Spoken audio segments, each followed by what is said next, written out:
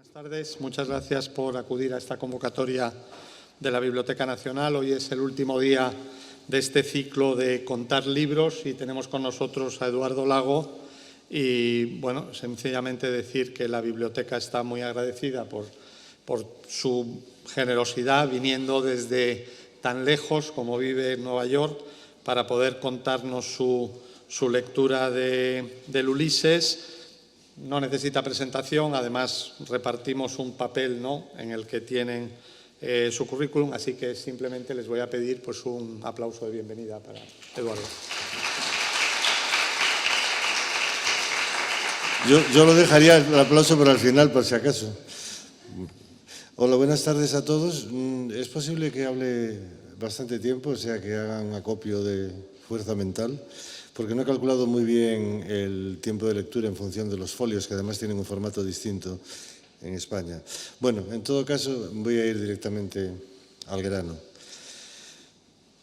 Hay libros en los que cabe la totalidad de la experiencia humana, libros cuya lectura nos explica lo que somos, libros en los que caben todos los libros, el resto de los libros, los que ya están escritos y los que quedan por escribir, libros que cuando se cruzan en nuestro camino cambian el curso de nuestra vida.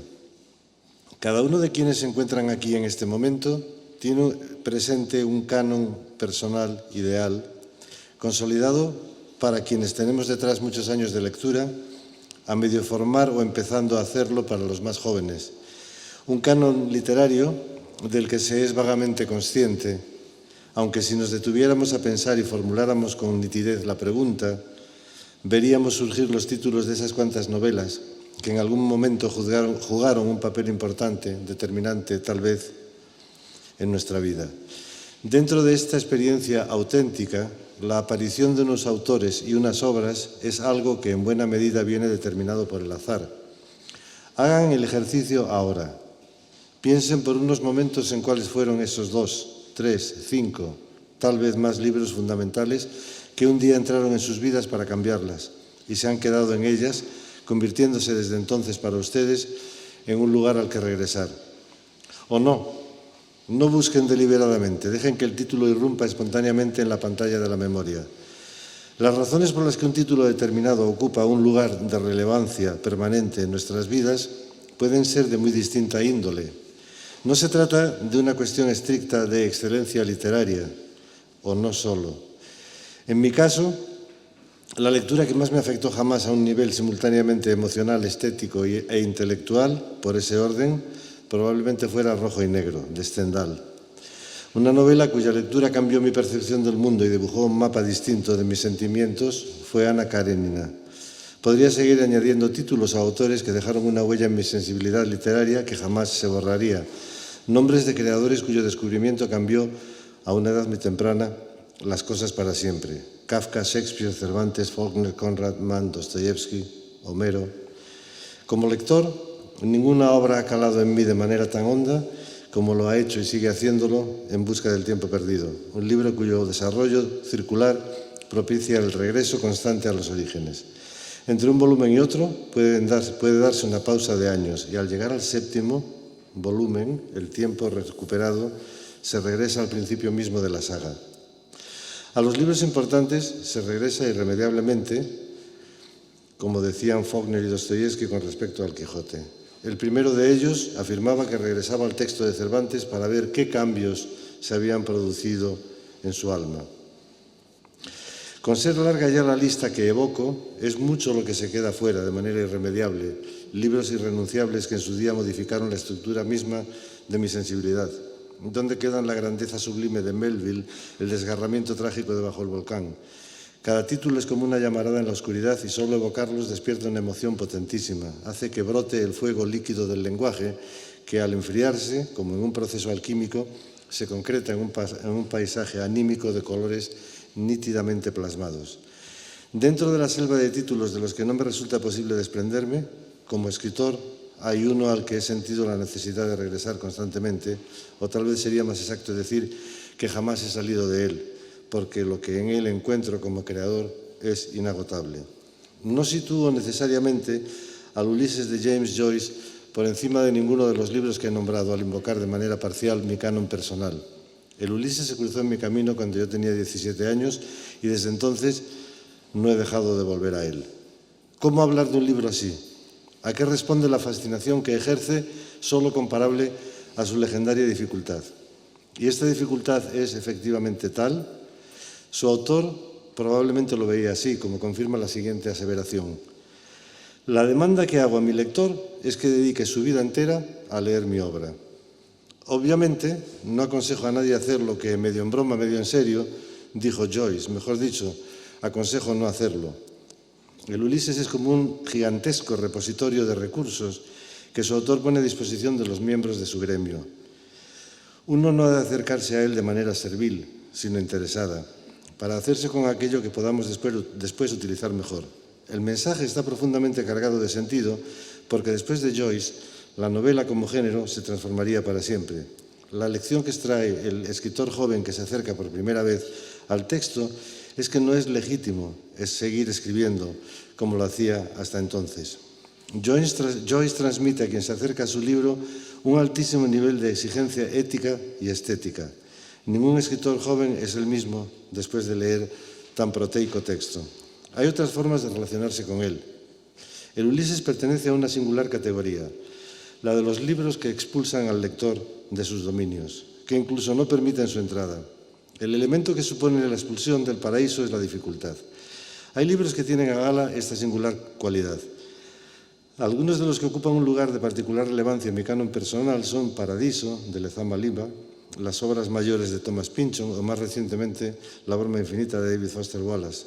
Volviendo al Ulises, pertenece a la peculiar categoría de libros que la gente afirma de manera enfática que adora y, de hecho, los celebra sin haberlos leído.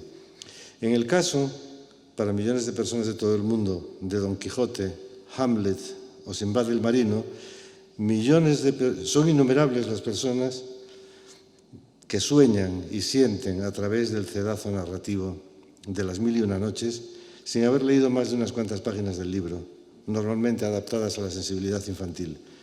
La grandeza de los autores de Don Quijote, Hamlet o Sinbad estriba en que sus personajes viven fuera de la página, en el mundo, y lo que son y representan nos afecta en él. Paradójicamente, la lectura de estos libros podría tener como consecuencia una distorsión del arquetipo, una deformación o destrucción del mito. En el caso del Ulises, el personaje central está levemente desdibujado porque no es el mismo, sino que somos todos. Bloom efectúa un recorrido por la ciudad de Dublín el 16 de junio de 1904. El periplo se inicia a las 8 de la mañana en la Torre Martello, una fortificación militar situada en Sandy Cove, en las afueras de Dublín, y concluye a las 2 de la madrugada del día 17. Vale.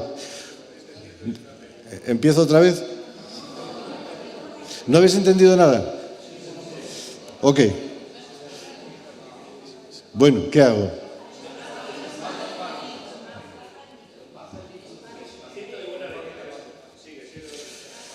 Bueno, espero que se haya entendido algo mejor.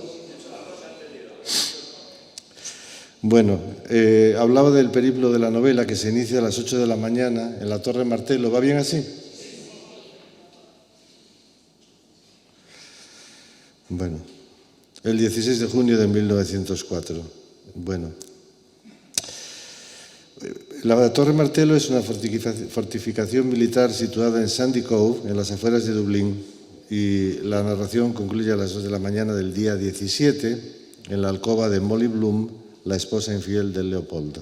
Cada 16 de junio, desde 1954, se celebra el Día de Bloom en muchas partes del planeta, pero el centro de las celebraciones, como cabe suponer, es la ciudad de Dublín. Ahora ya me habéis dejado preocupado, ¿se entiende, no? Un improbable grupo de escritores españoles acudimos a la ciudad cada año desde 2008 y dentro de unos días lo volveremos a hacer. Nuestro recorrido por la ciudad lo efectuamos a contracorriente, solapando nuestro itinerario con el de los personajes del Ulises, terminando nuestras actividades donde termina la novela, en la Torre Martello. Ello significa que nos cruzamos con los dublineses y es sumamente interesante observarlos. Una imagen duradera, observable ya desde la mañana, es la de las damas vestidas con trajes de época y parasol, esperando el autobús en el centro de la ciudad. En cada Bloomsday suceden infinitas cosas. Nuestro punto de encuentro con los celebrantes tiene lugar en torno al mediodía en Meeting Square, donde se celebra una lectura colectiva del Ulises, aunque antes y después uno se tropieza con escenificaciones de algunos de los episodios más emblemáticos de la novela. Una de las circunstancias más significativas de este encuentro entre una novela y su pueblo, la gente gracias a la que se escribió y para la que se escribió el libro, es que se trata de una relación vital. Lo que hacen los dublineses ese día es encarnar a los personajes del libro, convertirse en ellos, arrancarlos de la página y llevarlos al mundo tridimensional de la calle. Para muchos, la inmensa mayoría, quizá, no se trata de una relación de lectura. En uno de los Bloomsday a los que acudí junto con los caballeros de la Orden, tuvimos un breve intercambio de impresiones con el periodista del Irish Times encargado de cubrir las incidencias del día. El periodista se había pasado el día hablando con los celebrantes repartidos por los más diversos puntos de la ciudad, gente que iba vestida con su correspondiente atuendo eduardiano. Preguntó a decenas de personas y entre todos los entrevistados no dio con ninguno que hubiera leído el texto hasta que se cruzó con los caballeros de la Orden del Finnegans, y alguno de ellos, no todos, por supuesto, confesó haber leído el libro. El detalle le resultó tan llamativo al periodista, el de que alguien lo hubiera leído, no que no lo hubiera leído, que lo mencionó de manera destacada en su crónica. Los únicos lectores del libro con quienes se había tropezado no eran irlandeses. Sería interesante hacer aquí y ahora una prueba parecida. El punto de partida es un hecho. Nos encontramos aquí porque pensamos de manera indiscutible que el Ulises es un libro de importancia capital en la historia de la literatura a escala universal. Pero, ¿por qué pensamos eso exactamente si, salvo alguna excepción, no lo hemos leído? Del número de personas que están aquí, ¿cuántas han leído el Ulises de principio a fin? ¿Cuántas han empezado el libro con la mejor de las intenciones y se han visto obligadas a desistir del empeño, dejándolo para mejor ocasión, aunque sabemos que esta está condenada a no llegar jamás? Jorge Luis Borges tenía bastante claro esto cuando afirmó: no creo que nadie lo haya leído. Mucha gente lo ha analizado. Ahora, en cuanto a leer el libro desde el principio hasta el fin, no sé si alguien lo ha hecho. Si lo que dice Borges es cierto, y lo es, no de manera literal, sino indicativa, por aproximación, obviamente mucha gente lo ha leído y disfrutado sin ser especialista, ¿por qué es importante el Ulises y para quién? Hemos dicho ya que el Ulises no es fundamentalmente importante para los lectores, puesto que no los necesita, puede vivir sin ellos. De la misma manera que la singular secta de adoradores del texto que son los miembros de la Orden del Finnegans pueden seguir ejerciendo su devoción sin necesidad de leerlo. Ni lo han hecho antes, ni lo harán jamás. Lo primero que llama la atención del Ulises es que 73 años después de su publicación se sigue sintiendo como un libro sumamente novedoso. El texto ha visto envejecer a generaciones de lectores y escritores, manteniendo intacta su frescura. Señalemos antes de seguir que de manera parecida a lo que ocurre con el Quijote en nuestra lengua, por consenso prácticamente universal, se considera que el Ulises es la novela más importante jamás escrita en lengua inglesa. Como obra de ficción, el Ulises marca una frontera importante en la historia de la novela, y es que lleva a cabo una interrogación de la sustancia literaria y del lenguaje novelístico que, como dije antes, obliga a quien se sienta llamado a escribir ficción a tener en cuenta sus lecciones. 73 años después de su publicación, esas lecciones no se han agotado. De manera jocosa, Joyce afirmó, refiriéndose a los críticos que irremediablemente se acercarían a su texto, que esperaba tenerlos ocupados durante los próximos 300 años. Le quedan 130 años de reírse a carcajadas en la tumba. Lo que me propongo hacer aquí es un acercamiento al texto que opere como una suerte de guía, si no de lectura, sí que ponga al menos de relieve algunos de los aspectos más destacados de su estructura. Una invitación, pese a todo, a la posibilidad de su lectura. Como me da miedo que esto sea excesivamente extenso y en lugar de leer, que es más tedioso, haré algún comentario marginal. El Ulises tiene 3 partes nítidamente diferenciadas, una estructura extraordinariamente rígida. Las partes primera y tercera son idénticas en cuanto a simetría, son perfectamente simétricas y tienen 3 modos de narración que se corresponden entre sí. Las 3 etapas de la novela se corresponden con las edades del hombre, ¿no? El texto refleja de manera oblicua el desarrollo de la historia de Odiseo, el héroe homérico, cuyas aventuras leyó siendo adolescente James Joyce en la versión narrativa adaptada para adolescentes por Charles Lamb, titulada Las aventuras de Ulises. La primera de las 3 partes es la Telemaquíada, aunque Joyce no quería que salieran los títulos, y corresponde a la edad del lenguaje cuando todavía es joven. Capítulo 1, son 18, lo abreviaré mucho. Telémaco. El Ulises, como he dicho, se abre a las 8 de la mañana en la Torre Martelo. También he dicho lo que es y dónde está. Su párrafo inicial es uno de los más citados de la historia de la literatura. Buck Mulligan, recordemos el nombre, un rollizo estudiante de medicina, sueña con visitar Atenas y helenizar Grecia. Con él se encuentra Stephen Dedalus, a quien conocemos por ser el protagonista del retrato del artista adolescente. Hay un tercer personaje, a modo de contrapunto, un inglés de Oxford llamado Haynes.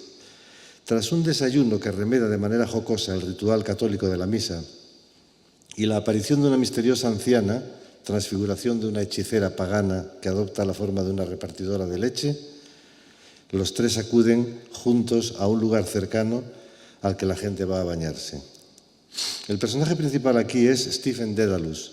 Su apellido hace alusión al laberinto que es su mente y al paisaje novelístico en el que habita. En un plano simbólico, su figura se corresponde con la de Telémaco, el hijo de Ulises. En el primer libro de la Odisea, Telémaco es un joven inquieto e insatisfecho que añora el regreso de su padre, de quien no se tienen noticias desde que partió a la guerra. Muchos lo dan por muerto y una cohorte de pretendientes aspira a la mano de su mujer Penélope.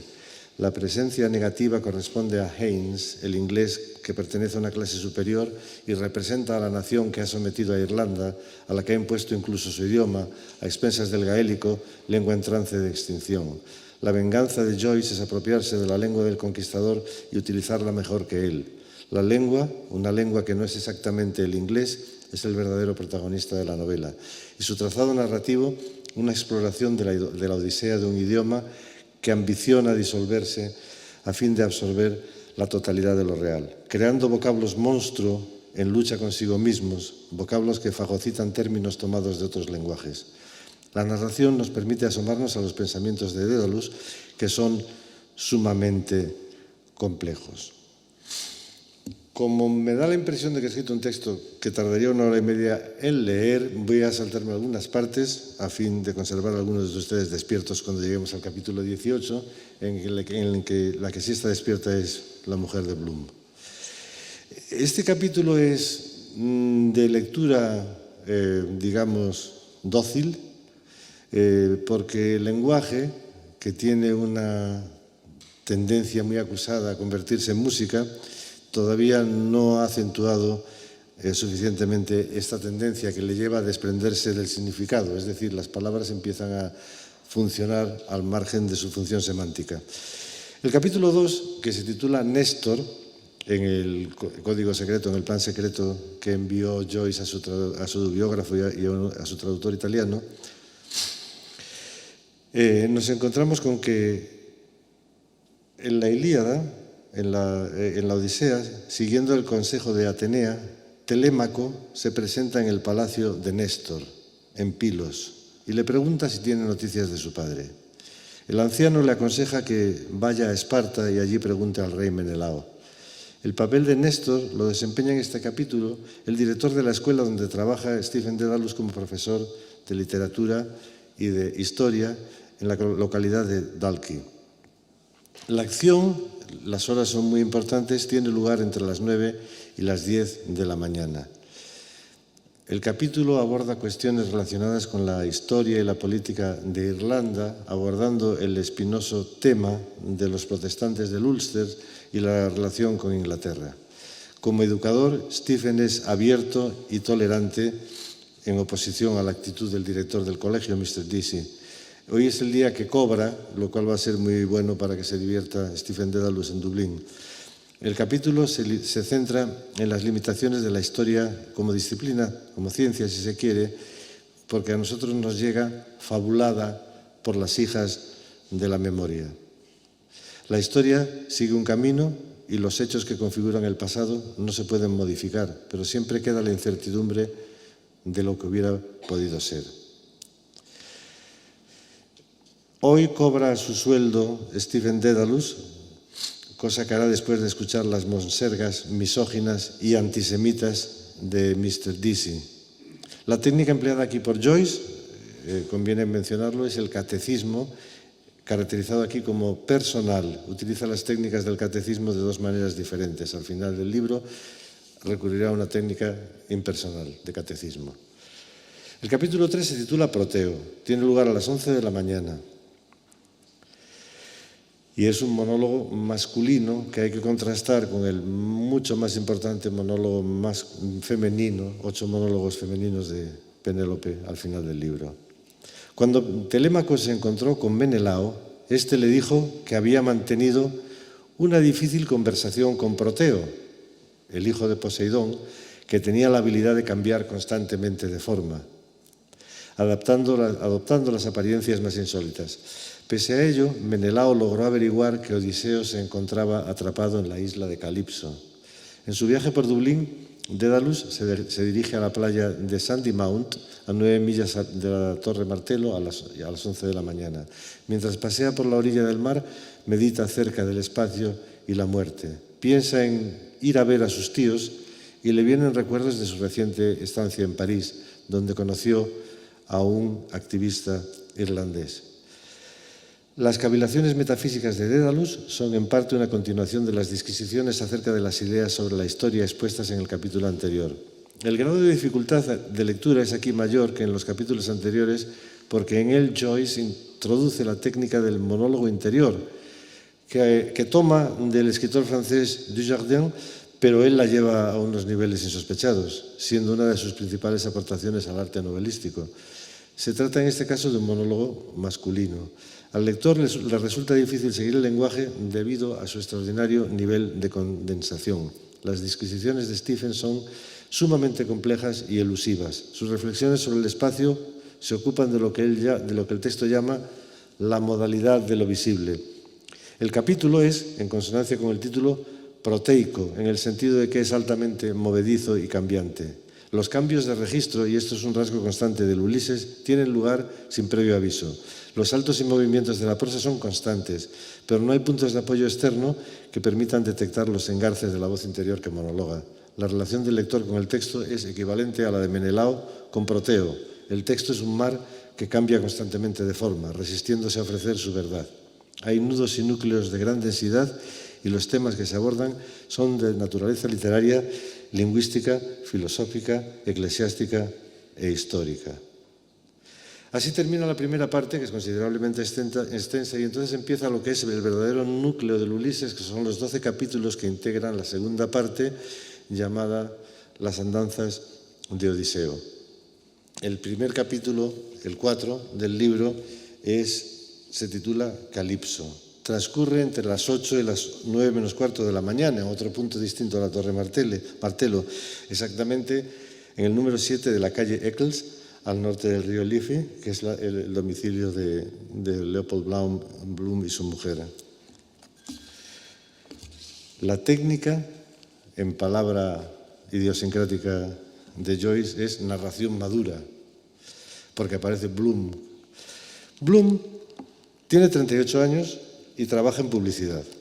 A primera hora de la mañana, lo primero que hace es acercarse a la carnicería, donde compra un riñón de cerdo para el desayuno. El carnicero es sionista, lo cual desencadena una serie de reflexiones en Bloom, que es de origen judío. Se deleita en la contemplación de la hija de unos vecinos que está comprando y sale apresuradamente detrás de ella para poder observarla bien mientras camina. Cuando llega a casa, ve que en el correo hay una postal y una carta de su hija Millie y una carta también de otra persona para su mujer, Marion Bloom, que la atractiva Molly, que está arriba en el dormitorio. Quien la envía es un tal Blazes Boylan, nos tenemos que acordar de ese nombre, que por la tarde irá al domicilio de los Bloom con la excusa de que le tiene que entregar a Molly un programa de actividades musicales en el que ella figura como cantante. Los primeros lectores del Ulises fueron testigos de una singular innovación en este capítulo. El narrador acompaña a Bloom al retrete, que está en el jardín, y nos da cuenta, mediante una prosa tan elíptica como inequívoca, de los afanes fisiológicos y psicológicos del protagonista que está encaramado en la taza del váter. Y luego esto muchos años después lo haría Almodóvar. El capítulo es de lectura relativamente sencilla, con narración en tercera persona como modo dominante y algunos pensamientos intercalados de Bloom, que va vestido de negro porque tiene intención de acudir al funeral de Paddy Dignam más tarde. Capítulo 5, los comedores de loto, o los lotófagos, perdón.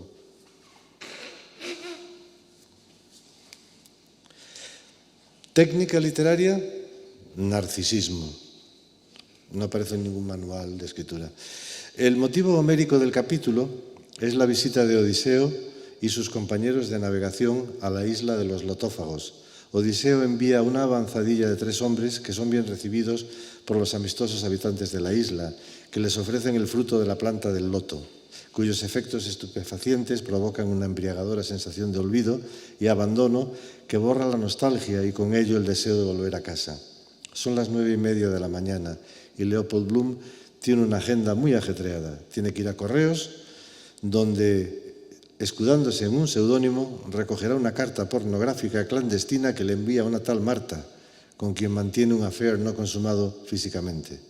En la oficina de correos ve un póster de reclutamiento del ejército británico, siempre presente como una sombra. Pensamientos sobre el Oriente se apoderan de él mientras contempla el escaparate de una tienda de té camino de unos baños turcos. Cuando uno lee el Ulises y llega a estos fragmentos que a veces ocupan varias páginas, simplemente se abandona y no recuerda muy bien por qué está leyendo exactamente eso, porque realmente los vapores de la prosa te llevan al Oriente y a la expendiduría de un bazar de té. Cuando se dispone a abrir la carta, le interrumpe un conocido. Más adelante entra en una iglesia donde se está celebrando una misa, lo cual despierta en él pensamientos que le recuerdan la famosa frase de que la religión es el opio del pueblo. Después sigue hacia una droguería donde tiene que comprar una loción para su mujer.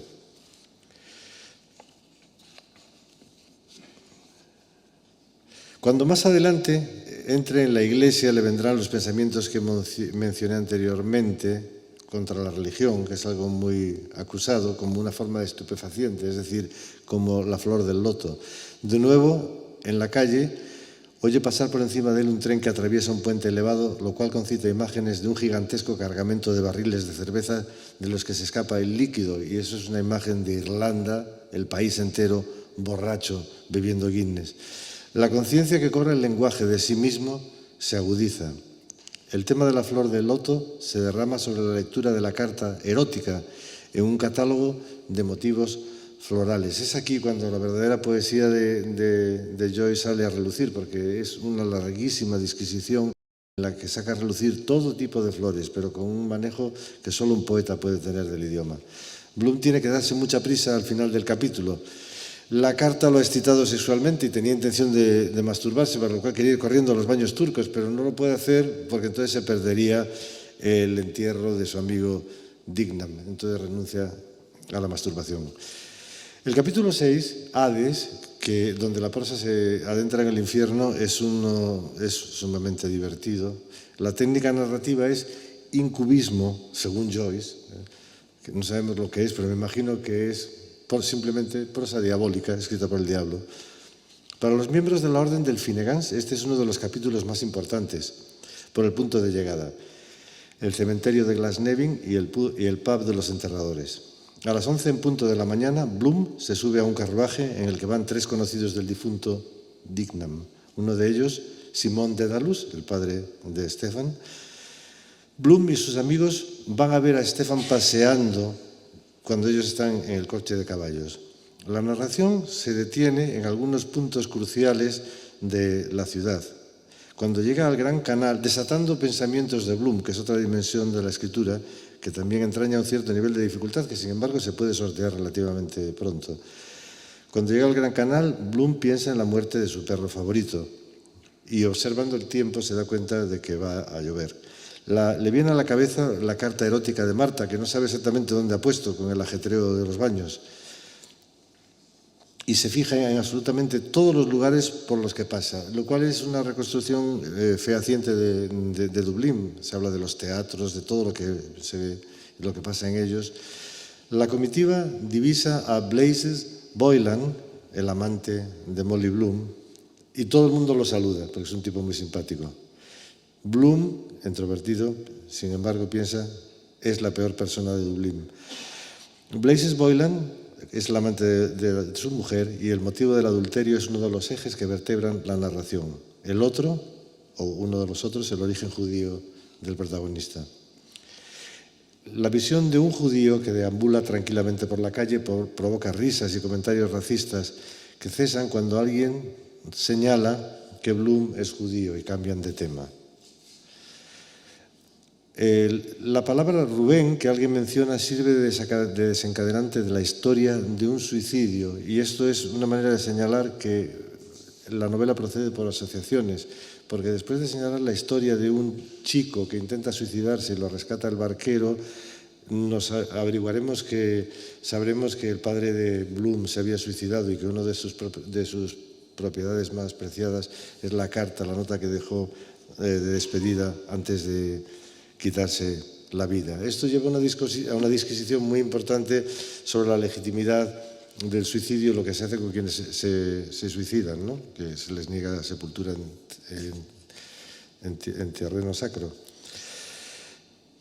En este capítulo es muy divertido seguir los peculiares pensamientos de Bloom, de los que elegiré algunos. El cortejo divisa otra comitiva funeraria que va en dirección contraria, donde todos los asistentes van vestidos de blanco porque el muerto es un niño, lo cual hace que Bloom desarrolle toda una teoría de los colores a propósito de la liturgia de la Iglesia. La comitiva se tiene que detener para dar paso a un rebaño de ovejas y a unas vacas, lo cual hace recordar a Bloom que el día siguiente es el día oficial de la matanza y desencadena otra serie de pensamientos muy interesantes en torno a la idea de la muerte. Luego pasan por delante de la casa de un tal Samuel Childs, que fue un asesino famosísimo, que mató a su hermano, y la conversación se centra en recuperar las circunstancias del caso, que fue sumamente tenebroso y conocido. Bloom lo que piensa es fundamentalmente en el sensacionalismo con que los periódicos dan cuenta de este tipo de noticias. Pero hay otros pensamientos mucho más peregrinos y mucho más ocurrentes, que son evidentemente de Joyce. Por ejemplo, se queda observando el movimiento de los caballos que tiran del coche fúnebre y se pregunta si serán conscientes de la carga que tienen que llevar al cementerio 2 veces al día. Después piensa en las viudas de los muertos. Va a la India, hace un recorrido antropológico por muchísimos lugares, pero luego piensa en el destino de la persona que pierde a su cónyuge y en el hecho, para él trágico, de que en las parejas que llevan muchos años alguien está condenado necesariamente a morir antes que la otra persona. Cuando quienes portan el féretro hacen su entrada en la capilla, Bloom se pregunta en qué dirección estará la cabeza del muerto, lo cual se relaciona con su costumbre de dormir con los pies en la almohada. Viendo al cura rociar el cadáver con agua bendita y rezar, se pregunta cuántas veces al día tendrá que repetir aquel ritual y durante cuántos años. Al pasar por delante de la tumba de May Dedalus, su viudo, Simón, el padre de Stefan, rompe a llorar desconsoladamente y Bloom concluye que el corazón es una vieja máquina de bombear que un día acaba por averiarse. ¿Qué sentirá la esposa del enterrador?, se pregunta. ¿Será cierto que la gente utiliza los cementerios para llevar allí prostitutas? ¿No sería sumamente práctico e interesante enterrar a la gente de pie? Otra idea que le viene a la cabeza es que los cadáveres humanos serían un fertilizante excelente y tiene una visión de los gusanos en pleno acto de devorar cadáveres, acordándose de lo contento que estaba el enterrador de Hamlet, Yorick. Si la gente pudiera leer su propio obituario, piensa, tendría una segunda oportunidad para vivir de otra manera. En líneas generales, la costumbre de enterrar a los muertos le parece una práctica de lo más extraña, entre otras cosas por el enorme desperdicio de madera que supone. De repente le parece que hay muy poca gente en el sepelio y cuenta el número de asistentes. Son 13. Mientras los enterradores depositan el féretro en la fosa, se imagina que el vigilante que los está observando pensará quién de los que están en esos momentos allí será el próximo en llegar allí metido en un ataúd. Sus pensamientos siguen su curso sin que nadie lo estorbe.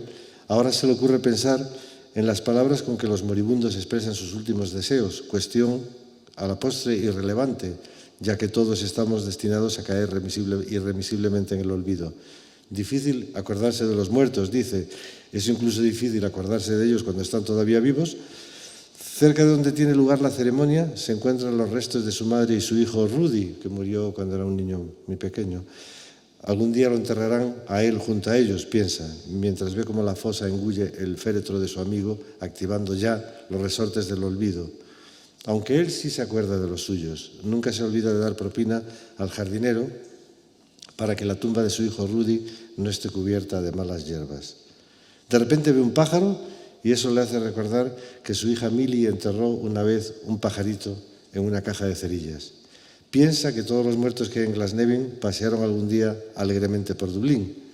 Viendo salir a una rata de una cripta, se imagina que viene de dejar limpios los huesos de algún muerto y piensa en las ventajas de la cremación. La frase final del capítulo es la que proferimos los caballeros de la Orden del Finnegans desde el escenario de Meeting Square, donde se leen los fragmentos del Ulises por su valor irónico. Nuestra visión coincide con las lúgubres elucubraciones de los asistentes al funeral y los enterradores que se unen a ellos para tomar una pinta de Guinness en el pub que hay junto al cementerio. ¡Qué grandes estamos esta mañana! Es la última frase del capítulo y es la que gritamos delante del público.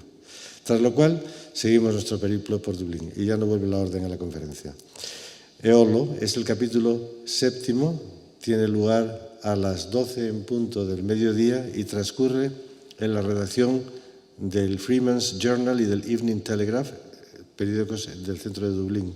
La técnica narrativa que Joyce emplea aquí se llama entimémica y tiene por objeto parodiar el lenguaje periodístico y sus recursos retóricos. La figura que preside el capítulo es Eolo, el dios del viento. El órgano representativo, los pulmones del capítulo. Cada capítulo tiene un órgano del cuerpo, un color, una técnica. El color, el rojo. En la épica homérica, Eolo le hace entrega a Odiseo de una bolsa en la que están encerrados todos los vientos, a fin de que disponga de ellos durante la navegación. Los tripulantes creen que en la bolsa hay un tesoro que Odiseo no quiere compartir con ellos y la abren. Los vientos salen desatados todos a la vez y dan con la nave de nuevo en la isla de la que salieron, con gran enojo de Eolo. Bloom acude al periódico porque tiene que poner un anuncio. El principio organizativo del capítulo son los titulares de periódicos, otra innovación. Falta mucho tiempo para que hagan cosas así, gente como John Dos Passos, que dan las noticias del día. Bueno, no tanto tiempo, unos años después, pero influido. Los titulares son algo separado de nuestras vidas, un elemento externo. Bloom es testigo de las conversaciones que tienen lugar en la redacción del periódico. El libro cobra conciencia aquí de que es un libro que alguien está escribiendo. Joyce efectúa un despliegue formidable de figuras retóricas, todas identificables en cualquier manual. Los vientos desatados corresponden a la retórica del periodismo y sus excesos. El viento del lenguaje recorre agitadamente las páginas del capítulo. Muchas de las historias, otra de las dificultades con las que nos encontramos, que surgen se quedan a medio contar. Saltamos de una conversación a otra sin que se nos advierta del cambio. Nadie le hace caso a Bloom. Proliferan los personajes secundarios. El periódico reproduce la atmósfera de Dublín en su totalidad. Las páginas rebosan de chismes. Como ocurría en dublineses, la atmósfera es agobiante y la única válvula de escape para una sociedad tan oprimida, tan opresiva, el pub, donde se congregarán todos. Bloom y Dédalus se ven, aunque el segundo apenas se percata de la presencia del primero y no llegan a hablar. El capítulo 8 fue titulado como Les Trigones por Joyce. El motivo de este capítulo es la comida y la digestión. Para él hay un paralelismo entre un libro y un organismo humano. La técnica aplicada a la prosa es peristáltica, en alusión a las contracciones del canal digestivo cuando se ingiere alimento. Joyce solía insistir en la idea de que su novela era la épica del cuerpo humano. Hay una anécdota que cuenta el pintor inglés Frank Bagden, que gozó de la amistad de Joyce y fue testigo directo de la gestación del Ulises y escribió un libro valiosísimo al respecto. En una ocasión, Joyce le dijo a su amigo pintor: «Llevo todo el día trabajando furiosamente en el libro». «En ese caso habrás escrito muchísimo», le dijo su amigo. «2 frases. ¿Y qué palabras has puesto en ellas?» «Creo haberte dicho», respondió Joyce, «que mi libro es una odisea moderna. Cada episodio corresponde a una aventura de Ulises. Ahora mismo estoy escribiendo el episodio de los Lestrigones, que corresponde a una aventura que vivió Ulises con unos antropófagos. Mi protagonista se dispone a almorzar. En la Odisea hay un motivo de seducción, la hija del rey de los caníbales. En mi libro, el motivo de la seducción son unas enaguas de seda que están expuestas en un escaparate. Las palabras por medio de las cuales expreso el efecto de la prenda en mi hambriento protagonista son: esto sí que es difícil de retener, de oídas. Y además es una traducción. Perfume de los abrazos lo asaltaron de lleno. Punto. Con carne oscuramente hambrienta, anheló adorar en silencio. Eso es lo que llega después de 20 horas de trabajo, las 2 frases que llegan al libro. Dice Joyce: juzga por ti mismo la cantidad de modos diferentes en que se pueden disponer esas palabras. De las innumerables situaciones de que da cuenta el capítulo, destacaré solo unas pocas. Cuando Bloom ve a la hermana de Stephen Dedalus, son 15 hermanos, es una niña desnutrida y su pensamiento lo lleva a la actitud de la Iglesia Católica hacia las mujeres específicamente. Se produce un cambio en la química digestiva del protagonista, que se refleja en la prosa, lo cual es extraordinario. Esto es muy difícil de llevar a cabo. En el capítulo hay un significativo cambio de escenario. La visión de los comensales en el restaurante del Hotel Barton le asquea, haciéndole dirigirse al sencillo pub de David Byrne, donde pide un bocadillo de queso y un vaso de vino. Una escena muy famosa, que se reproduce en muchos lugares, empezando por el pub. La función peristáltica restaura el equilibrio físico-químico del buen Bloom, como resultado de lo cual hay una explosión jubilosa de la prosa, un festival de sinónimos en torno al proceso de ingestión, limpieza y evacuación, con todo lujo de detalles escatológicos, después de los poéticos, a la hora de referir la fase final. El proceso de transformación del material tratado por Joyce adquiere un altísimo grado de sofisticación estilística. He elegido un ejemplo: la visión de un personaje de aspecto lamentable que le recuerda a su difunto hermano, le hace decir. Y no hace justicia al original, porque en el original corta los verbos. Yo los he dejado amplificados, que es una necesidad que tiene el español con respecto al inglés. Ha debido de comerse un huevo podrido. Parece un fantasma con los ojos escalfados. El capítulo 9, que tiene lugar a las 2 de la tarde, tiene lugar en la Biblioteca Nacional de Dublín, prima hermana de esta. No se sabe muy bien por qué le pone el título de Escila y Caribdis, porque no está claro qué clase de peligro puede estar afrontando al ir a la Biblioteca Nacional. Es uno de los capítulos de más gratificante lectura, porque es una discusión sobre la obra de Shakespeare.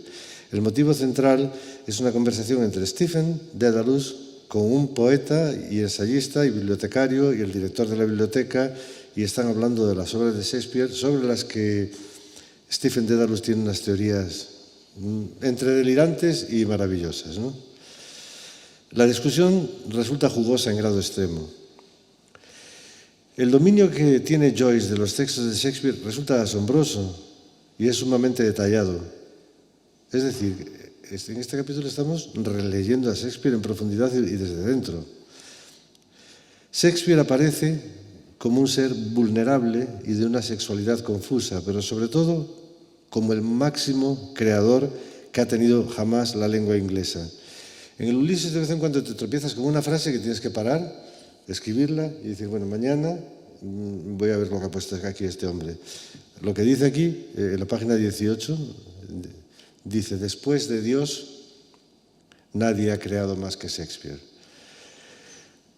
Aquí se da una singularísima coincidencia con otro Bloom, el crítico de Yale, uno de los más vocales exégetas y defensores del culto a Shakespeare, la bardolatría.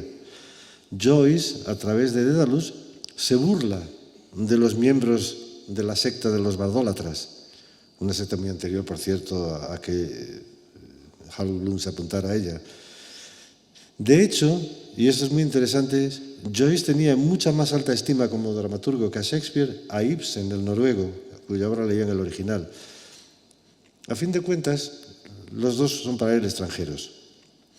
En una obra que radiografía el alma y la historia de la lengua inglesa, no podía faltar una dramatización del mayor poeta de aquel idioma, un idioma destinado a ser canibalizado. El proceso de lo que ocurrió con La Tempestad y la figura de Calibán, anagrama de caníbal, ha sido objeto de toda una corriente de estudios literarios. La lucha no tiene nada de teórico. El logro de Joyce, como hemos dicho, es arrebatarle al conquistador su mejor arma y usarla con más maestría que él. La talla de Shakespeare no es discutida, pero la introspección en su vida y algunas de sus obras resulta aquí magistral. Bloom, que había ido a la biblioteca para consultar un periódico de hace un año, es testigo excepcional de la discusión, que alcanza momentos de altísima erudición y belleza. Y como personaje, Bloom es extraordinario porque es un oído, es un ser pasivo a través del cual pasa todo y nos llega a nosotros. 3 de la tarde, las calles de Dublín. Disciplina, la mecánica. Parte del cuerpo humano en funcionamiento, la sangre de la ciudad. Técnica, el laberinto. El apellido de Dédalus no podía ser de otra manera. De los muchos libros que he consultado, de nuevo, no tanto para esta conferencia, sino porque ha salido una nueva traducción al inglés, al español, la cuarta, del Ulises en Argentina, y con este motivo tengo que analizarla, y bueno, no sé cuánto tiempo me llevará. En fin, pero eso me ha hecho estudiar muchos aspectos del libro y consultar. Y hay una obra muy interesante en la que una eminencia joyciana, 18 en total, cada una de ellas analiza el capítulo, un capítulo específico. Y el que analiza este capítulo tiene un mapa gigantesco, que es el único desplegable que hay en todo el libro, donde señala exactamente dónde está cada personaje en cada momento, qué es lo que están haciendo, qué es lo que está ocurriendo, lo cual es absolutamente portentoso. Señalo así la diferencia entre la experiencia de la lectura y lo que está ocurriendo en el plano mismo de la escritura. Topográficamente, este capítulo es la apoteosis de Dublín. El texto contempla el vertiginoso entrecruzarse de un sinfín de trayectorias que constituyen la vida y movimientos de la ciudad. El narrador omnisciente, el narrador cambia en cada capítulo, hace aquí juegos malabares. A lo largo de 35 páginas distribuidas en 19 secciones, vemos cómo se desenvuelve una docena larga de personajes cuyas acciones son muchas veces simultáneas. Los personajes cambian de sección. No hay núcleo central, sino una visión panorámica de Dublín. El episodio inaugural y el final son los más extensos, en tanto que las secciones intermedias son más bien breves viñetas. No hay correspondencia exacta con la Odisea, en el sentido que la épica griega no incluye un episodio dedicado a las rocas errantes. Circe advierte del peligro que suponen para las embarcaciones que se cruzan con ellas a Odiseo y le sugiere que las evite e intente atravesar el paso entre Escila y Caribdis. A diferencia de Odiseo, Joyce se niega a seguir el consejo de Circe y se enfrenta a las rocas errantes porque le vienen muy bien para hacer su novela. La acción está aquí atomizada al máximo. En la página fulguran efímeramente movimientos y acciones. Se podría hacer una lectura línea a línea más fácil que en la mayoría de los capítulos del Ulises. Sin embargo, el efecto sobre el lector aquí es totalmente diferente, ya que al enfrentarnos a ráfagas simultáneas de acción, nos vemos obligados a cambiar constantemente el foco de atención.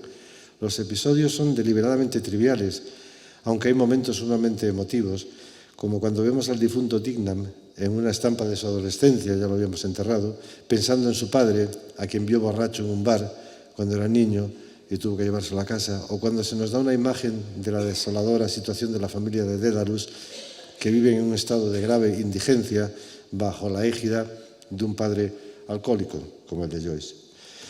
Además de Bloom, vemos al amante de su mujer, Boylan. Sus actitudes hacia el sexo no pueden ser más opuestas, desde la timidez de Bloom, que solo es capaz de ser infiel epistolarmente, hasta la desfachatez de Boylan, que actúa con decisión hasta las últimas consecuencias. Este capítulo tiene una larguísima progenie de ilustres descendientes a escala universal. Este capítulo ha dado vida a decenas de novelas, algunas de ellas obras maestras como Berlin Alexanderplatz. El capítulo 11, Las sirenas, tiene lugar a las 4 de la tarde y estamos en el restaurante y bar del Hotel Ormond, que da al río Liffey. Es el capítulo acústico del libro. El arte a que se acoge es el de la música y el órgano atendido por la épica del cuerpo es el oído. Al elaborar su mapa del libro, Joyce no le asigna ningún color, no sé por qué. La técnica narrativa empleada recibe el nombre, incorrecto según me señaló un musicólogo, de fuga per canonem, aunque el término no puede ser más expresivo. La prosa concebida como el arte de la fuga musical.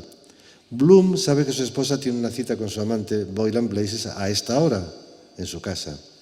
En el libro 12 de la Odisea, Circe advierte a Ulises del poder de las sirenas, cuyo cántico es tan hermoso que induce a la locura. Si quiere disfrutar de él, del cántico, le aconseja que haga que sus tripulantes sellen sus oídos con tapones de cera y lo aten a él al mástil para que no enloquezca mientras lo escucha, cosa que el héroe acepta. El capítulo se centra en el arte de la música de manera exhaustiva.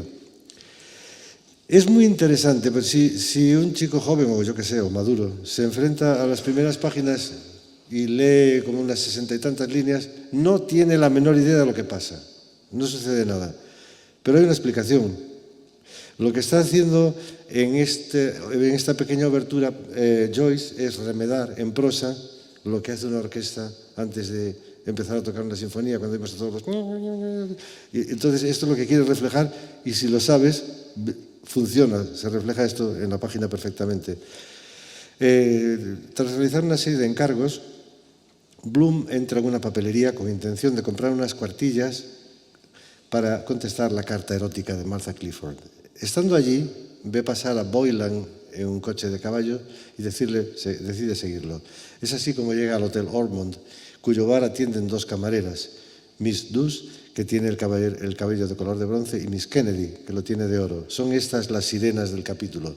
Bloom ha decidido ir allí porque no quiere evitar el destino que le aguarda, pero una vez allí no se atreverá a dirigirle la palabra a Boylan, ni siquiera cuando ve que se va, aunque se adueña de él un intenso sentimiento de ansiedad. Cuando ha desaparecido, Bloom emite un leve sollozo de aliento. Y estas son unas frases que te encogen un poco el corazón al leerlas. El texto sigue al amante, que se dirige a Eccles Street en un coche tirado por un caballo, al que Boylan azuza con el látigo para llegar cuanto antes. El movimiento del lenguaje en este capítulo remeda al de muchos otros. Se traslada de manera imperceptible del entorno exterior al interior de los pensamientos del protagonista. Las cosas que piensa Bloom son tan enternecedoras, absurdas, profundas y divertidas, de manera alternante, como las que le vinieron a la cabeza durante el entierro de Pat Dignam, el borrachín. Piensa, por ejemplo, que el arte musical se reduce a una danza numérica, lo cual da lugar a una especie de poema pitagórico bellísimo. En el poder que tiene la música para influir en el estado de ánimo, y vemos cómo lo que cantan en el pub, en el hotel, afecta a la totalidad de los que están allí y a él en particular. Y se le ocurren cosas, como digo, entrañables. Por ejemplo, piensa que sería una idea genial que todas las niñitas que están estudiando piano se inventaran una especie de pianos silenciosos que no sonaran para la tranquilidad de todos los que están alrededor de ellas. Simón Dédalus le explica a un parroquiano que el único lenguaje que existe es el de la música. Una de las sirenas le trae a Bloom una pluma y tinta para que escriba la carta erótica a su amante platónica. Los elementos acústicos que intervienen en el capítulo se concretan poéticamente de muchísimas maneras. Simón Dédalus se da cuenta de que el piano está fuera de su sitio y una de las camareras le explica que es que el afinador ha estado ajustándolo por la mañana. El afinador es un chico de 20 años ciego. Los golpecitos que da el piano mientras lo afina se volverán a oír en distintos momentos del capítulo. En medio de la apoteosis sonora del bar, Joyce sitúa a un camarero que está completamente sordo. Bloom lo observa atentamente. Cuando avanza por la calle, el joven afinador de pianos anuncia su presencia dando golpecitos con su bastón de ciego que suenan exactamente igual que el martillito que utiliza para afinar el piano. En el interior del bar, por entre las voces, se deja oír el tumultuoso tintineo de los vasos de cristal. Dédalus canta canciones sentimentales, una de las cuales evoca el trágico destino de un nacionalista irlandés. En la calle también se agolpan los sonidos. Uno de ellos es el alegre tintineo de las campanillas del coche de caballos en el que Boylan se dirige a ver a Molly. El efecto de la música sentimental que Bloom oyó cuando estaba antes en el salón del hotel le hace recordar la letra de la balada sobre el héroe independentista, y que termina de una manera muy dramática con el héroe pidiendo que no se escriba jamás su epitafio hasta que Irlanda tenga un lugar entre las naciones libres de la tierra. En ese momento, Bloom echa un vistazo en torno a sí y ve que no hay nadie cerca. Aprovechando que un tranvía pasa por encima de él con gran estrépito por una vía elevada, suelta una ventosidad descomunal. El escatológico Joyce no quería excluir un elemento así del prodigioso entrecruzamiento de sonoridades que se agolpan en este capítulo. El efecto es deliberadamente irreverente. El eco del pedo descabala las palabras del héroe. ¿Qué pasa en realidad en este capítulo?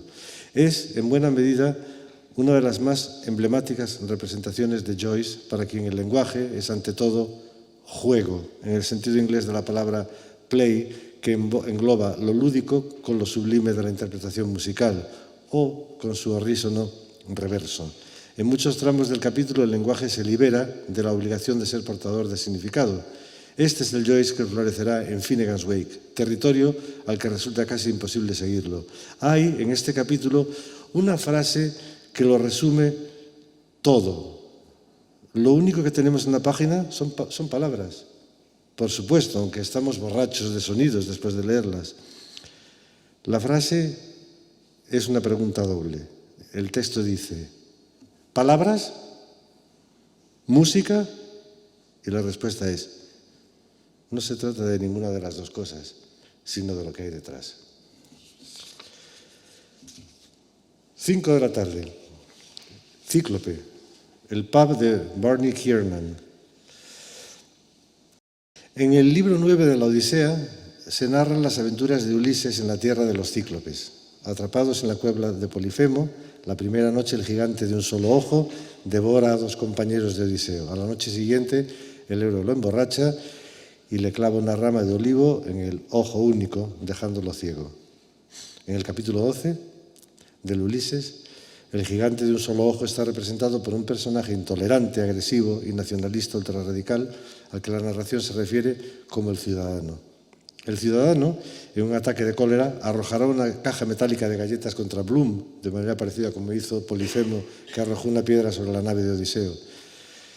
Buena parte de la discusión gira una vez más en torno a la condición judía de Bloom, que es un asunto central del libro.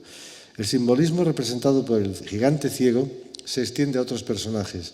Desde el punto de vista formal, lo interesante de este capítulo es que es el único de los 18 que está escrito en primera persona, aunque en ningún momento se menciona el nombre del narrador. Se encierra un significado adicional aquí. En inglés, el pronombre yo se pronuncia igual que ojo, eye. Se puede ver como una manera de mostrar la limitación de la visión ceñida a la perspectiva subjetiva de un solo pronombre que narra lo que ve. El capítulo, sin embargo, otra genialidad, el que parece más convencional va a ser el más complicado. Dista mucho de ser convencional, ya que se incluyen 33 segmentos paródicos de un sinfín de formas y estilos de escritura, desde el periodismo contemporáneo como punto de llegada hasta el romance medieval como punto de partida y pasando por la jerga legal, el lenguaje empleado en las traducciones decimonónicas de los mitos irlandeses, la descripción de una sesión de espiritismo celebrada por un grupo de teósofos, las actas de la Cámara de los Comunes, etcétera, etcétera, etcétera. Todo esto es lo que mete Joyce en una sola novela. En la última parodia, Joyce se sirve de un lenguaje pseudobíblico para describir la ascensión de Bloom a los cielos transformado en el profeta Elías. Cuando se corre el humo que tapa el texto, una de las cosas que sucede con Joyce es que te ríes mucho, pero primero hay que despejar el humo. El capítulo 13 está dedicado a Nausicaa y tiene un giro irónico verdaderamente conmovedor. Ninguna paráfrasis, ningún comentario analítico, ningún esfuerzo descriptivo puede suplantar la experiencia de la lectura de este texto, ni reemplazar la belleza de la prosa desplegada por Joyce. Aunque la obra es tan procelosa y está tan llena de dificultades, peligros y asechanzas como las islas y mares que tuvo que recorrer Odiseo antes de regresar por fin a Ítaca. El comienzo de este capítulo, léanlo, lean las 2 primeras páginas de Nausicaa, capítulo 13. El comienzo de este capítulo es uno de los más impactantes estéticamente. La prosa se desenvuelve con serena majestuosidad, describiendo el espectáculo del mar y el cielo al atardecer. En la misma playa por la que se paseaba Stefan Dedalus en el capítulo dedicado a Proteo, esa es la misma playa. En la Odisea, Nausicaa descubre en una playa a Odiseo dormido y maltrecho tras un naufragio y lo cuida. La contrapartida de Nausicaa en el Ulises es Gertie McDowell, una chica normal y corriente que tiene una imperfección física y es desdeñada por el joven del quien está enamorada. Bloom la ve en la playa junto a 2 amigas que juegan con unos niños frente a la iglesia Estrella del Mar. El capítulo se presta a una lectura desoladora, compensada solamente por la belleza del lenguaje que emplea Joyce. La narración en tercera persona se mimetiza muy hábilmente de la sensiblería de Gertie. Se nos dan detalles sobre los productos baratos de belleza que utiliza. Cuando la pelota con la que juegan los niños cae a sus pies, Gertie repara en que un tipo, Bloom, la está mirando. ¿Quién es este hombre de semblante triste? ¿Estará viudo, casado, atado a una mujer completamente loca? Gertie es una imagen asociada a la de la Virgen, que está en la iglesia, y sus colores son el azul y el blanco, los del mar y el cielo. Su irrupción marca el comienzo de la feminización de la novela, otro proceso sumamente sutil, pasa el peso hacia el lado femenino. El episodio se divide en 2 mitades nítidamente separadas. La primera corresponde a Gertie, la mitad es un monólogo interior de Bloom. El estilo parodia la prosa de las novelas sentimentales y de las revistas femeninas de la época. Abundan los clichés, la dicción es desbordante, las descripciones imprecisas. El capítulo funciona como un contrapeso de la violenta masculinidad arquetípica del capítulo anterior. A mitad de capítulo se produce un cambio de énfasis sensorial, pasando del sentido de la vista al del olfato, del ojo a la nariz. Como todas las mujeres que se cruzan en su camino, Gertie, que representa a una chica irlandesa arquetípica, acaba por recordarle a Molly. Gertie, que también es un ser solitario, flirtea con Bloom, preguntándole la hora, pero el reloj de Bloom se paró en el momento en que su mujer recibió en el lecho a su amante. Sabiéndose observada, Molly se inclina, permitiendo, como detectando la raíz de su soledad, permitiendo que el hombre maduro que la observa pueda contemplar sus muslos. El clímax del capítulo es la masturbación de Bloom, a quien Gertie da la espalda, lejos.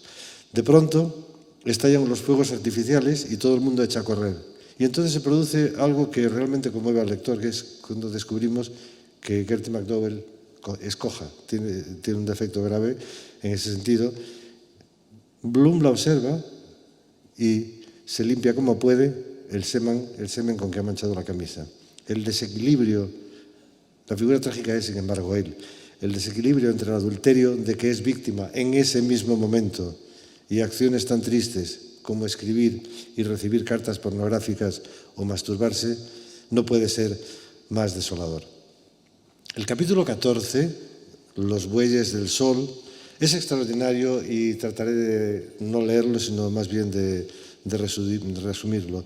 Tiene lugar en el Hospital de Maternidad de Hall Street y este es uno de la técnica narrativa, dice el loco de Joyce, desarrollo embrionario. Esa es la técnica que voy a emplear. Estamos ante uno de los capítulos que mayores desafíos presentan al lector. La correspondencia homérica es el episodio acaecido en la isla de Helios, donde los hombres de Odiseo sacrifican sin autorización 6 bueyes, lo que provoca la cólera de Zeus, que destruye la nave de los transgresores lanzándoles un rayo. Bloom llega al hospital de maternidad porque sabe que la señora Purefoy está a punto de dar luz allí. Como en el periódico, como en el salón de música del Hotel Ormond, su papel es el de testigo pasivo, en este caso de la crueldad e indiferencia con que unos estudiantes de medicina hablan de los misterios de su futuro oficio. La proeza que lleva aquí a cabo Joyce consiste en establecer un paralelismo entre los 9 meses del embarazo humano y la historia de la gestación de la prosa de la lengua inglesa en 9 siglos, identificando distintos períodos que identifica con gracia infinita. Hay remedos burlescos de la épica anglosajona, de la escritura de Milton, de Thomas Browne, de Richard Burton, de Bunyan Steele, Addison, Landor, Walter Pater, Dickens, John Ruskin, Thomas de Quincey, hasta terminar con una mezcla de jergas contemporáneas callejeras. Cuando leyó esto, T.S. Eliot sentenció: ya está, se ha cargado la novela decimonónica. Hay burla de la tradición, es cierto, pero también hay homenaje. El capítulo presenta un reto particular a la hora de traducirlo, y es ahí donde se estrellan todas las traducciones, por técnicas que sean, porque ¿cómo haces eso mismo en castellano? ¿Cómo recorres 1000 años de literatura en castellano? En el texto, la situación se resuelve, como tantas veces en la novela y en la vida, con todos los personajes hablando, riendo, cantando y bebiendo en un pub. El capítulo 15, último de la segunda parte, es el más largo de la novela. Se titula Circe y no pasa mucho en él.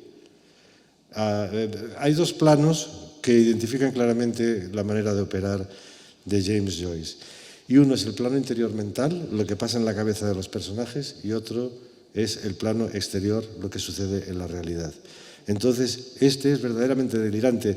El efecto que tiene leer un capítulo como este, por ejemplo, es que como estás peleándote con la dificultad de la forma, entonces no sabes muy bien lo que está sucediendo, pero si consigues relajarte y superar eso, entonces es cuando verdaderamente te ríes mucho, porque lo que está sucediendo son auténticos disparates, ¿no? Técnica narrativa, dice Joyce, alucinación. Y efectivamente el lector lee una serie de visiones y alucinaciones. Estas alucinaciones, que ocupan muchísimas páginas, medidas en tiempo real, duran apenas unos segundos, ¿no? El arte o disciplina invocado en este capítulo es la magia, y el órgano específico el aparato locomotor. Bloom ve visiones, y el lenguaje se mimetiza de las cualidades del lenguaje cinematográfico de la época, que entonces recurría al uso de trucos ópticos. Circe, hija del titán Helios, transformaba en animales a sus enemigos y a los que la ofendían mediante el empleo de pociones mágicas. Cuando Odiseo llegó a su isla, mandó desembarcar a la mitad de la tripulación y él se quedó en las naves con el resto. Circe invitó a los marinos a un banquete, echó una poción en la comida y los transformó en cerdos.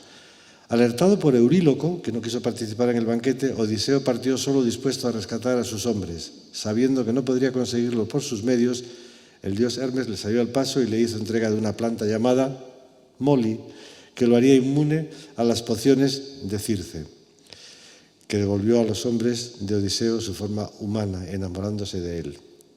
El desfile de metamorfosis visionarias que tiene lugar en este capítulo es delirante. La intención es decididamente humorística, cosa que a innumerables críticos se les sigue escapando hasta hoy. En una de las más hilarantes, Bloom expresa el deseo de ser madre y llega a tener 8 hijos varones. La varonil regenta del burdel donde se encuentran cambia de sexo, pasando de ser Bella Cohen a ser Bello, tras lo cual abusa del Bloom femenino. En otra de las alucinaciones, Stephen Dedalus se ha transformado en pájaro. La dificultad de lectura estriba en la falta de señales que indiquen el tránsito del modo surreal al real.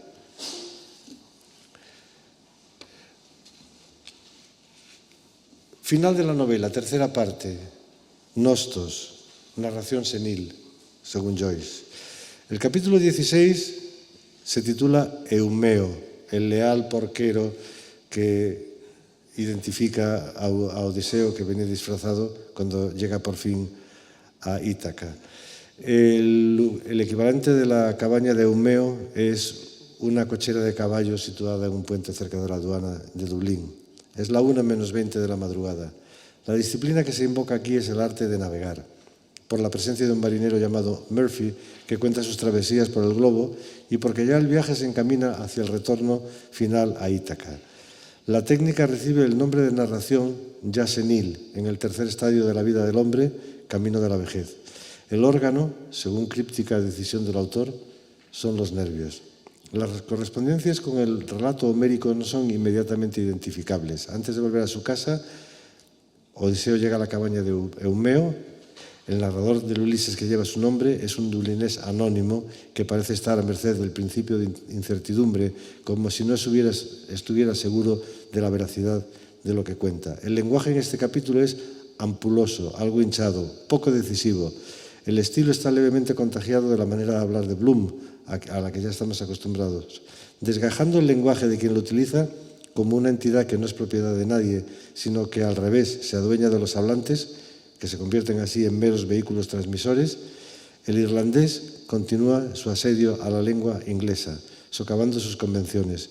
Juega con la naturaleza elusiva del lenguaje como tal, utilizándola como trampolín para juegos verbales que ya han aparecido en otros capítulos. En este capítulo el lenguaje está viejo y cansado y además un poco borracho. El paseo por Dublín invierte la trayectoria que se hizo por la mañana cuando Bloom fue andando hasta los baños turcos desde su casa. Ahora regresa a la calle Eccles en compañía de un maltrecho Dédalus y no hay la menor sombra de sentimentalismo en el encuentro entre los dos personajes. En el penúltimo capítulo hay una simetría perfecta entre esta parte y la primera. La acción tiene lugar entre la 1 y las 2 de la mañana en el domicilio conyugal de la calle Eccles, que ha sido mancillado por el adulterio de Molly. Hay un problema. Bloom se ha olvidado las llaves y tiene que saltar por encima de la verja, atravesar la cocina y volver a la parte anterior de la casa donde aguarda Stephen Dedalus, a quien ofrece una taza de chocolate. El motivo por el que le invita a ir a su casa es que un policía inglés le ha propinado una paliza por sus opiniones, cosa que le sucedió en la vida real en una ocasión al propio Joyce. Se le transmite la experiencia a su personaje. Entonces, una vez que están allí en la casa, los dos cantan. Stephen Dedalus una balada irlandesa y Bloom un fragmento del Cantar de los Cantares en hebreo. Bloom, como su amigo está mal herido, le dice que si quiere puede quedarse allí a pasar la noche, pero Stephen no acepta. Antes de despedirse, orinan juntos en el jardín mientras contemplan la ventana encendida del dormitorio donde está Molly. Cuando Stephen se va, Bloom se sume en la contemplación del cielo, luego sube a la alcoba, coloca su cuerpo sobre la huella que dejó el del amante de su mujer y besa sus nalgas con fruición, uno de los episodios que causaron grandes problemas con la censura de Joyce. ¿Cómo es el lenguaje aquí? Aliterario, si semejante cosa es posible en Joyce, impersonal, científico.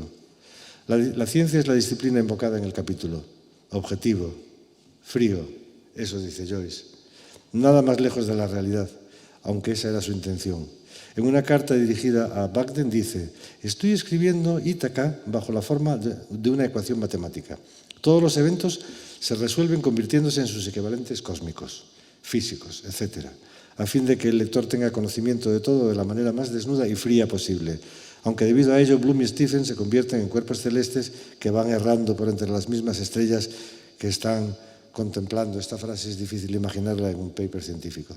Como evidencia, el lenguaje empleado aquí, el resultado es altamente poético. Joyce junta de manera efímera a dos seres solitarios, aislados en el tiempo y el espacio, minúsculos bajo el palio de las estrellas fijas que contemplan.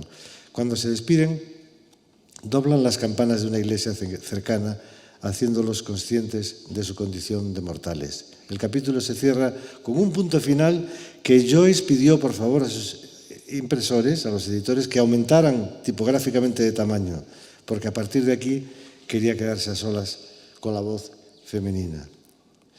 El capítulo 18, final, Penélope, la carne, monólogo femenino, es en sí mismo y aisladamente del resto una obra maestra que consta de 8 frases sin puntuación, frases larguísimas. Alguien caracterizó el tema de este capítulo como el pasado que duerme. La novela concluye con 8 monólogos de Molly Bloom, considerados en su conjunto uno de los momentos cumbre de la literatura universal. Incapaz de conciliar el sueño, Molly Bloom recita 8 extensas frases carentes de puntuación, aunque en una fase inicial la tuvieron. Joyce se las quitó. Los movimientos de la prosa son, sin embargo, perfectamente aislables. En otra carta a su amigo Bogdan, Joyce dijo que quería darle a Molly Bloom la última palabra. El lenguaje empleado aquí, la voz femenina, concebida por un autor masculino, ha sido caracterizada como un efluvio lingüístico que es el equivalente verbal de un fluido corporal femenino. Como con las interpretaciones psicoanalíticas de diverso pelaje que surgieron como respuesta a las alucinaciones del capítulo de Circe, hay mucho que objetar por parte de ciertas escuelas críticas, pero conviene no perderse en esto y ceñirse al texto mismo. Estamos ante una afirmación contundente del deseo y la sexualidad femeninas y conviene no perder de vista el contexto, una Irlanda fundamentalista en cuestiones de religión. El texto de Joyce era profundamente transgresor. En palabras del autor, el capítulo, cito, efectúa un movimiento giratorio como el del globo terráqueo, dando vueltas lentamente, pasando una y otra vez por los 4 puntos cardinales que son los pechos femeninos, las nalgas, el útero y la vagina, expresados respectivamente por los vocablos porque, fondo, mujer y sí. Los monólogos de Molly Bloom están repletos de fetichismo, fantasías, masturbaciones, sexo oral, diversas clases de transgresiones en régimen libre de circulación, de manera totalmente desenfadada y exenta del menor sentimiento de vergüenza. Para terminar, leeré la última página del Ulises, si no tiro todos los folios, el reloj.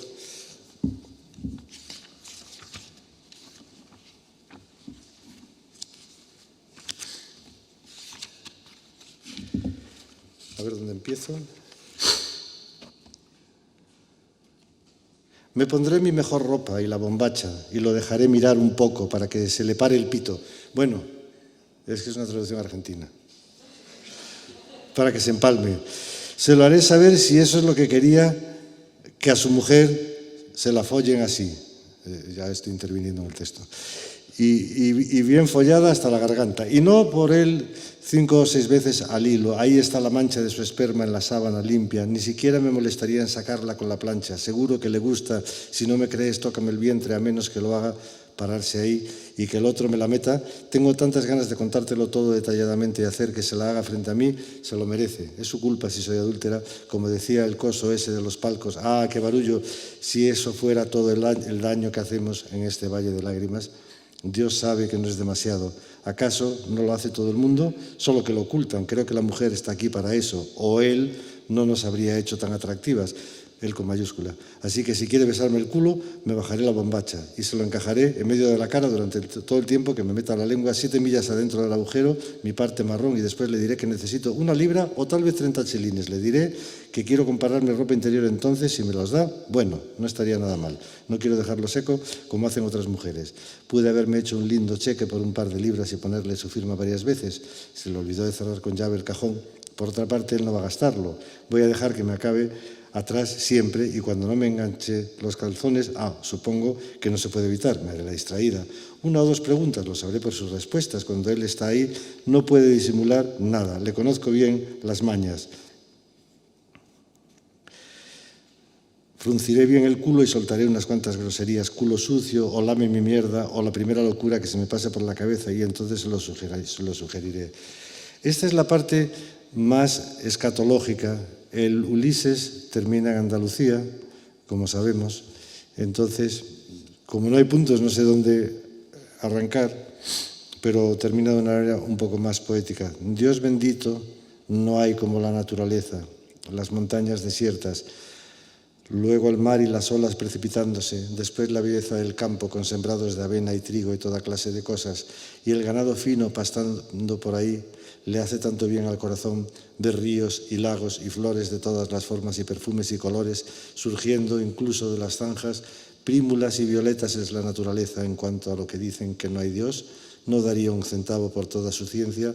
¿Por qué no van y crean algo? Siempre les digo a esos ateos, o como se llame, que se laven la boca después clamando por un sacerdote cuando se están por morir. ¿Y por qué? ¿Por qué? Porque le tienen miedo al infierno. Por su conciencia sucia. Ah, sí, los conozco bien. ¿Quién fue la primera persona en el universo antes de que hubiera alguien que lo hiciera todo? ¿Quién? Ah, eso no lo saben ni yo tampoco. Así que ahí podrían acaso impedir que salga el sol. El sol brilla para ti, dijo la mañana que yacíamos entre los rododendros en Howth Head, con su traje gris de tweed y el sombrero de paja, el día que logré que se me declarara. Sí. Primero le di mi boca un poco de torta de anís y era año bisiesto como este hace 16 años. Dios mío, después de este largo beso me quedé sin aliento. Sí, dijo que yo era una flor de la montaña. Sí, eso somos todo, cuerpo de mujer, es una flor. Sí, fue la única verdad que dijo en la vida y el sol brilla para ti. Sí, por eso me gustó, porque pensé que entendía o sentía lo que es una mujer y supe que siempre podría salirme con la mía y le di todo el placer que pude llevándolo a que me pidiera el sí. Y yo no se lo dije enseguida, solo miraba al mar a lo lejos y el cielo pensaba en tantas cosas que él desconocía en Malvey y en Mr. Stanhope y en Hester y en papá y en el viejo capitán Grove y los marineros que jugaban a los pájaros vuelan y a Digo inclinarse y a lavar los platos como le decían en el muelle y el centinela frente a la casa del gobernador con esa cosa alrededor del casco blanco. Asándose pobre tipo y las chicas españolas riendo con sus chales y sus peinetas y los remates por la mañana, los griegos y los judíos y los árabes y el diablo sabe quién más de todos los rincones de Europa y Duke Street y el mercado de aves todas cloqueando en la vedrera del Arby Sharon y los pobres burros patinando medio dormidos y los vagos que dormían envueltos en sus túnicas a la sombra de las escalinatas y las ruedas enormes de las carretas de toros y el viejo castillo de miles de años, sí, y esos apuestos moros, todos de blanco y con sus turbantes como reyes, pidiéndote que te sentaras en sus diminutas tiendas. Y Ronda, con las viejas ventanas de sus posadas, ojos atentos, esconde la celosía para que su amante bese el enrejado y las tabernas entreabiertas por la noche, y las castañuelas, y la noche que perdimos el barco en Algeciras, el vigía andando tranquilamente por ahí con el farol, y esa terrible y profunda correntada, y el mar carmesí, a veces como de fuego, y los gloriosos ocasos y las higueras en los jardines de la Alameda, sí, y todas las callejuelas irregulares, y las casas rosadas y azules y amarillas, y los jardines de rosas, y el jazmín y los geranios y los cactus, y Gibraltar cuando era niña, cuando yo era una flor de la montaña, sí. Cuando me puse una rosa en el pelo, como las chicas andaluzas, o me pondré una rosa, sí. Y como me besó bajo la pared morisca, bueno, y pensé, da lo mismo él que cualquier otro. Y después le pedí con los ojos que me lo pidiera otra vez, sí. Y entonces me preguntó si yo quería, sí, decir sí, mi flor de la montaña. Y primero lo rodeé con los brazos, sí. Y lo atraje hacia mí para que pudiera sentir mis pechos todo perfume, sí. Y su corazón golpeaba loco. Y sí, dije, sí, quiero, sí.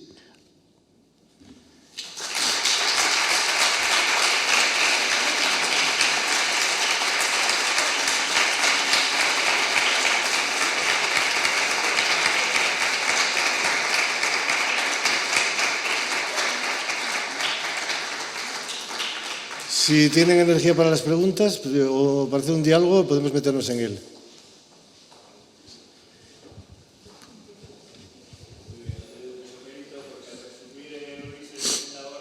Y media.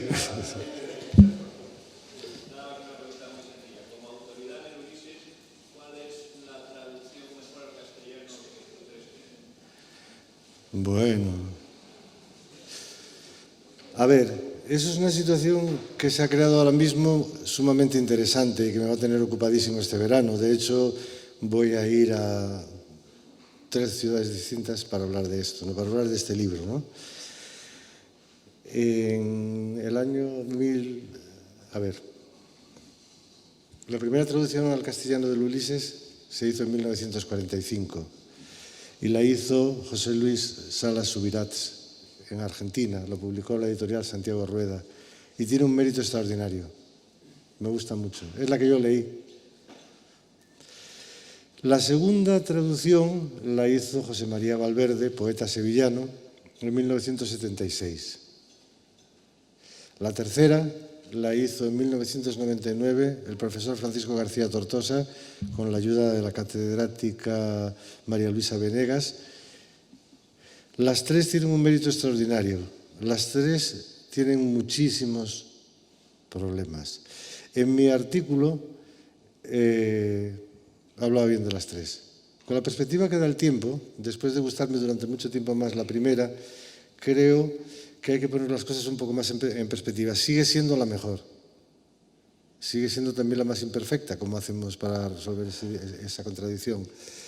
La de José María Valverde es un disparate absoluto, que tiene la virtud, que está lleno de hallazgos y virtudes, y básicamente es el trabajo de un poeta con relativamente poca disciplina, que hace lo que le da la gana aquí y allí, pero tiene muchísimos momentos muy buenos.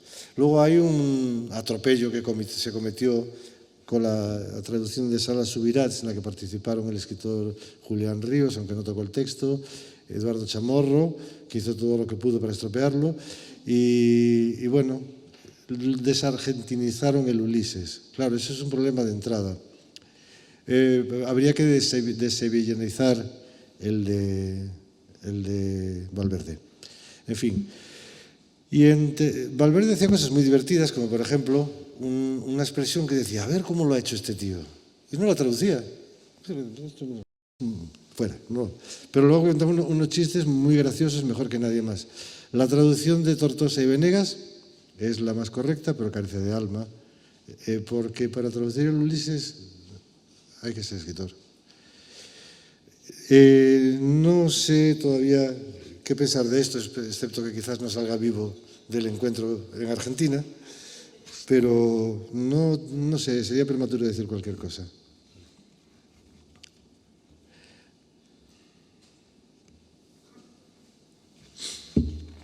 Bueno, pues entonces... Bueno, pues nada, gracias.